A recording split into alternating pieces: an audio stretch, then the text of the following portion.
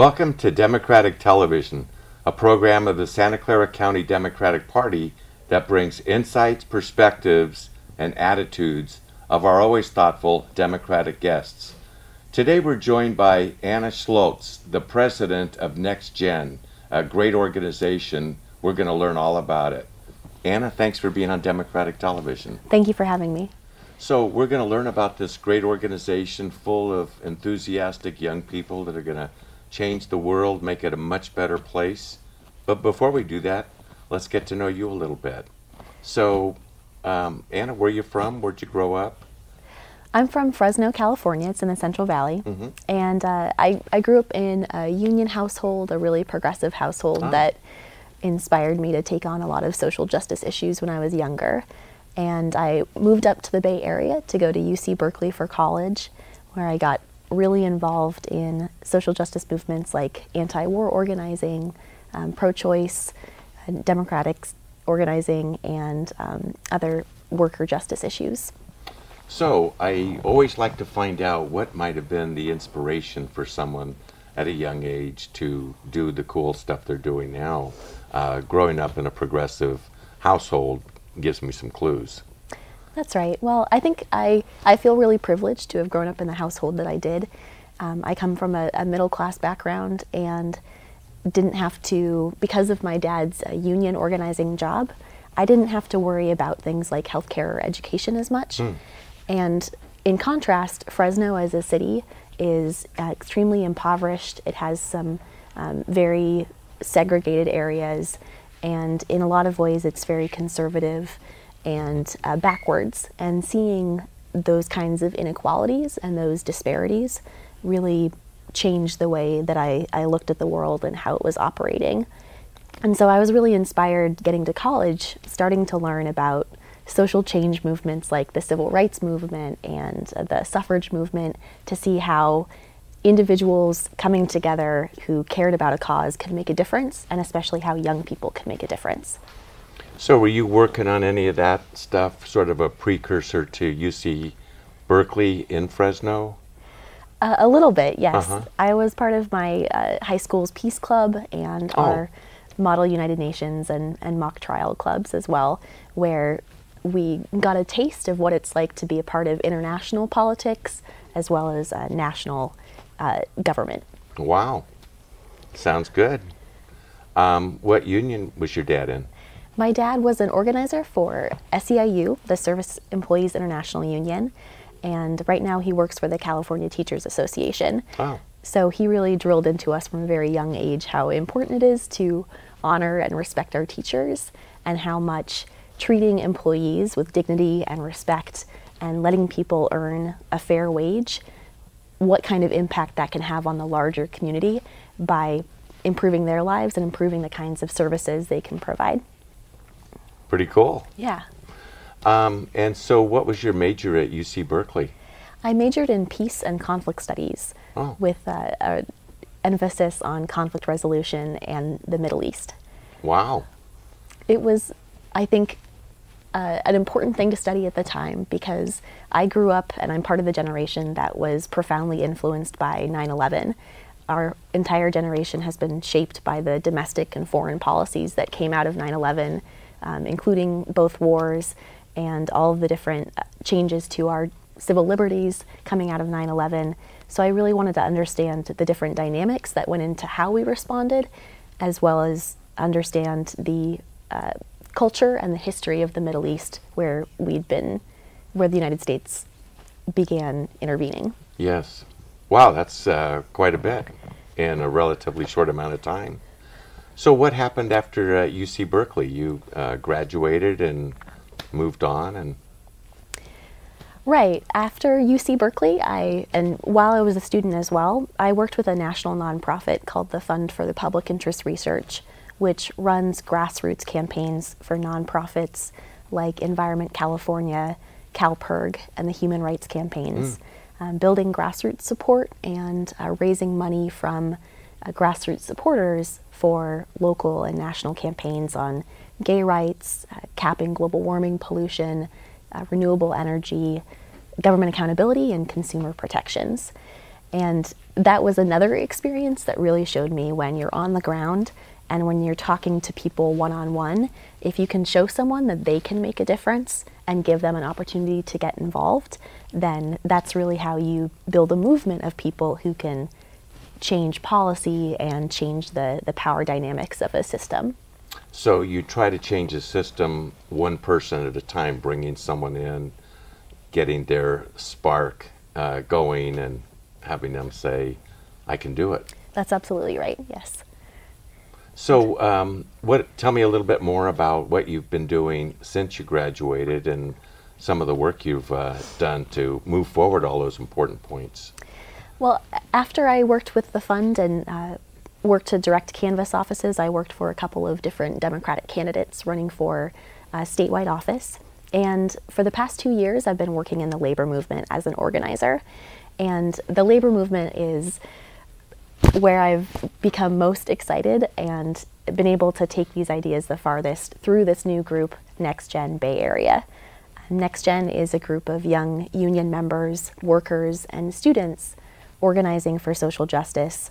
And it came out of this place that the labor movement has a long history of mobilizing people, improving their quality of life, and building power for working families to have a voice at work and change the world they live in.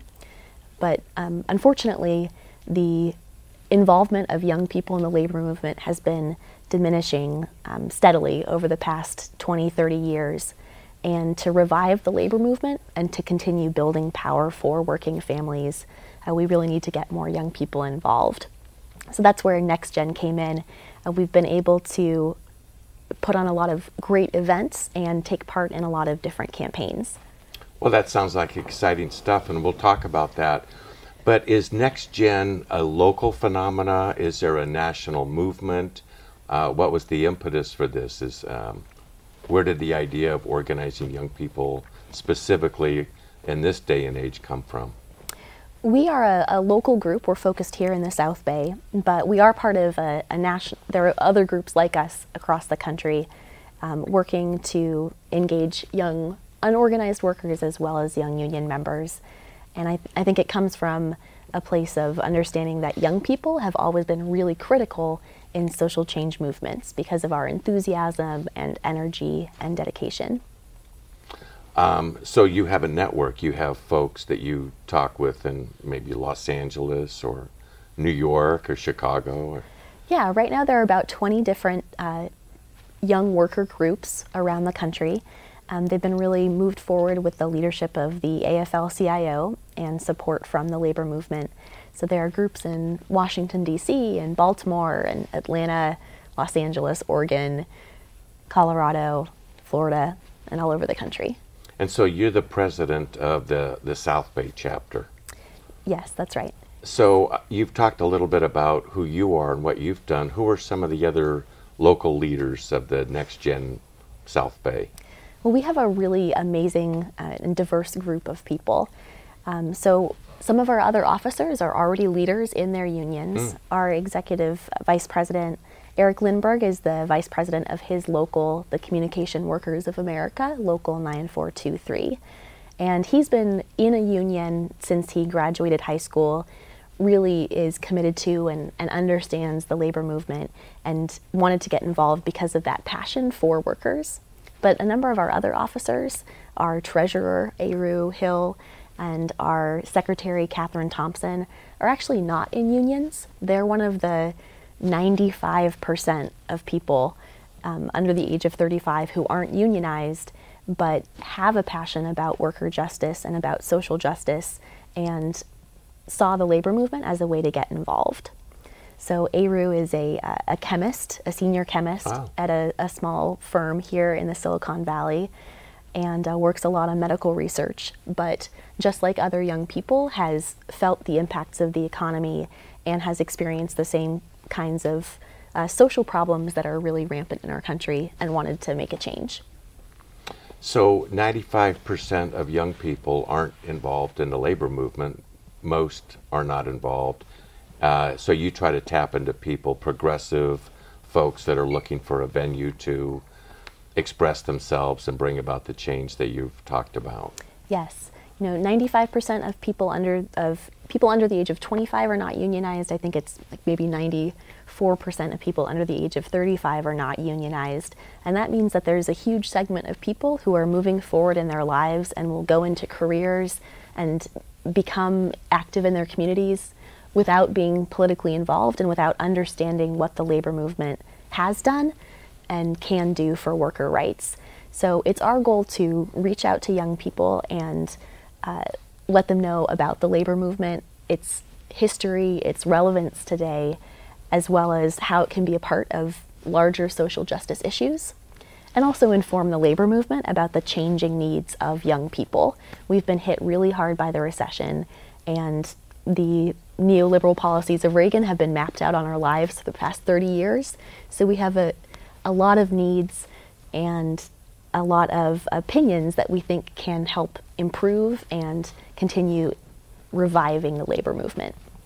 How do you guys organize to bring other folks in to proselytize, if you will, to let people know that you exist? And a few ways. First, we work a lot with unions and their existing membership, trying to find young people who are maybe new to the union or have been a part of it but haven't been involved, and reach out to them and connect with them. We think it's really, really important for the labor movement to build strong connections with other social justice causes. So a lot of what we've been doing is reaching out to other groups that work on issues like immigrant rights, gay rights, affordable and quality healthcare and education, and make connections with them, support the work they're doing, and show that the labor movement and people who care about worker justice are with them. We also think it's just really important to have fun, and one of the things that engages young people is coming together and having a good time. Exactly. That sounds like a winning formula. It's been quite popular, yes. We have a monthly happy hour that goes over very well.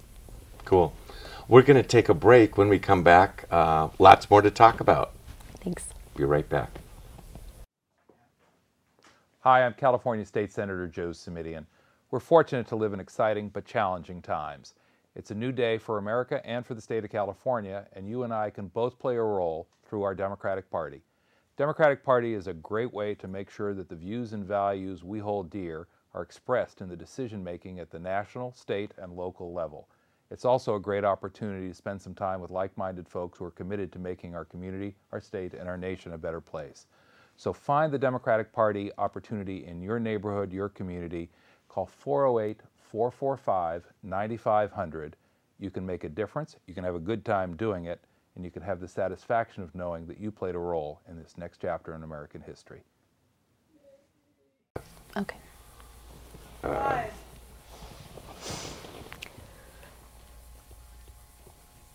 Welcome back to Democratic Television.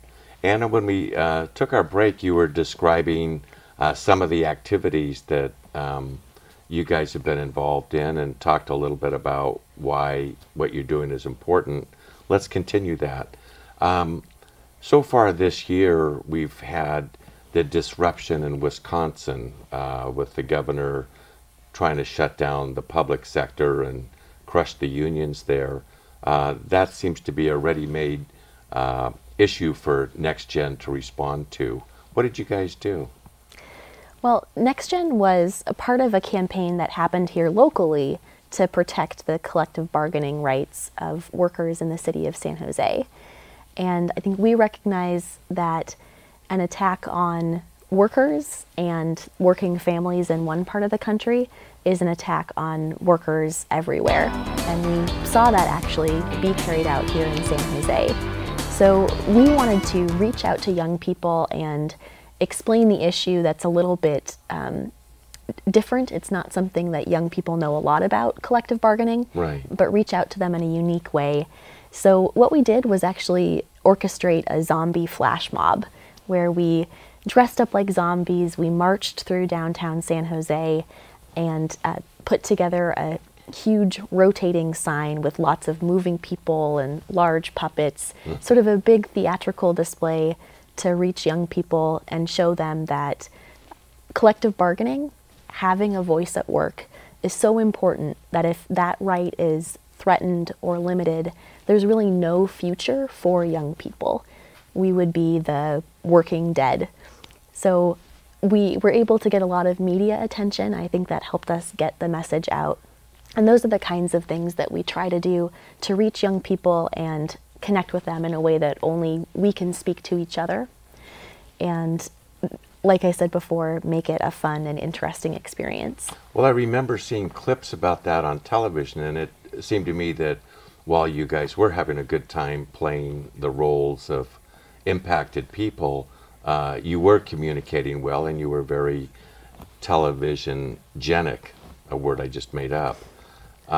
So it sounds like you've been pretty successful in your short existence and getting out what your significant and important points are.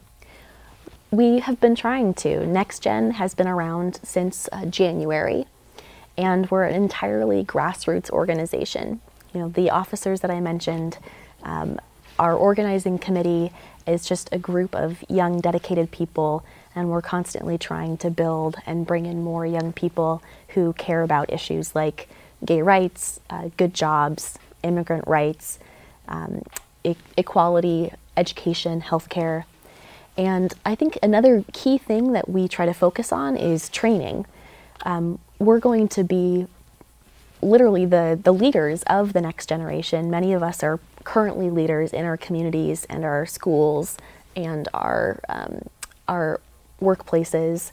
So to be really effective leaders and activists, we know it's important to get hands-on skill training, to have opportunities to be leaders in our unions and in our community, and also to get as many lessons as we can from the more seasoned activists and leaders that we get to interact with. Now, where do you have time for all this? Because you've described some of the leaders, all of you sound very busy and not room for a lot of other stuff on your plate. And yet here you are talking about not just doing fun social stuff, but curriculum, studies. So you guys just bring that level of enthusiasm and, I guess, passion for the work. Absolutely. Ella Baker, who is one of the heroes of the civil rights movement, said that strong people don't need strong leaders. And that's really our philosophy, that by bringing in young people at whatever level they can get engaged, for a lot of young people, we work 1, if not 2 or 3 part-time jobs. We're in school, we have very demanding lives, family responsibilities, and decreasing resources to provide for ourselves. So finding time to be activists can be really difficult, but by getting involved at whatever level you can and just giving as much time as you can, we try to maximize that through education, through taking direct actions like rallies, the zombie flash mob, supporting union workers, through training, so then you can go on and be empowered and have the tools to bring in more people and keep building up your skills and build up the organization in that kind of way. And like I said before too, by keeping it fun, we're able to keep it really exciting and make sure that people understand that they are making a difference and they're changing the world that we live in. Well, thank God, because the world is in a pretty rotten place right now. I think the inequality is only getting wider. I think Wisconsin showed the real power struggle.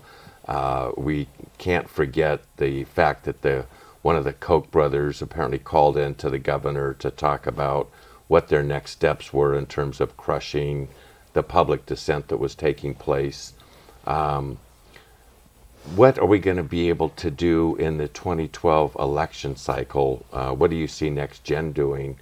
Are you up for that kind of politics, for engaging and doing voter registration and bringing people in? Absolutely. We know that young voters are really important, and so right now Next Gen has just kicked off our first voter registration drive. We're going to be registering 600 new young voters in the city of San Jose, and building our skills and having a good time while we do it. And also in the 2012 elections, we'll be walking precincts and making phone calls for progressive candidates who are good for working people and good for young people. You know, it really comes down to this. Wisconsin has showed us that with rising inequality, the right is not going to fall back. The conservative movement in this country is going to keep pushing. And unless we stay strong and unless we keep bringing up young people to make strong, resolute demands for equality, worker justice, and social justice, then our country will just keep going in the wrong direction. And we need to be really engaged, and both on a political level as well as a social justice level to make that happen. Let me follow up on one maybe small point that you made. You said your registration drive is going to bring in 600 new young people. That sounds like a measurement. It sounds like something that you guys can be used as a benchmark for success and failure. Do you look at your work that way? It seems like it's a smart way to do business and to show people that you get results. It's measure my action, not just my talk. Yes, that's what we're trying to do. We are working to register 600 new voters because we know that's our goal with the resources that we have. That is based on how many volunteers it's our goal to recruit. And it's based on how many groups we're going to get involved to be in a coalition with us to do this. We think it's really important to have clear benchmarks and really challenging yet achievable goals, so that as organizers and activists, we're becoming more and more effective and can build a movement of young people who know how to make results happen and know how to achieve real concrete change. That's impressive. What are some of the other trainings that you're looking to do to educate yourselves? Well, we just had our first annual leadership and organizing training, which was really successful. We talked about lots of philosophies for leadership and ways that leadership now is different than it has been for young people. We also talked about organizing as a way of building power for organizations and institutions. So not just ad hoc sort of issue-based organizing around a specific thing like education or a short-term goal, but with a longer-term goal of changing real power dynamics. The other trainings that we think are important are practical, hands-on trainings like financial literacy, how to fill out a FAFSA form, and how to fill out a college application form. Those kinds of hands-on skills that young people really need to improve their quality of life and accomplish what they want to accomplish. And part of being a leader as well is having skills like public speaking, understanding how to chair a meeting and build coalitions and raise money, like I said, so that we have a really talented group of people who can move forward and be bold and make real change. What are your meetings like? It sounds like they're democratic with a lot of discussion and not one or two people saying this is the way it's going to be, which might be a characterization of leadership in the past. We try to be very, very inclusive, and we think that's one of the differences with our generation from a sort of past 60s kinds of organizing.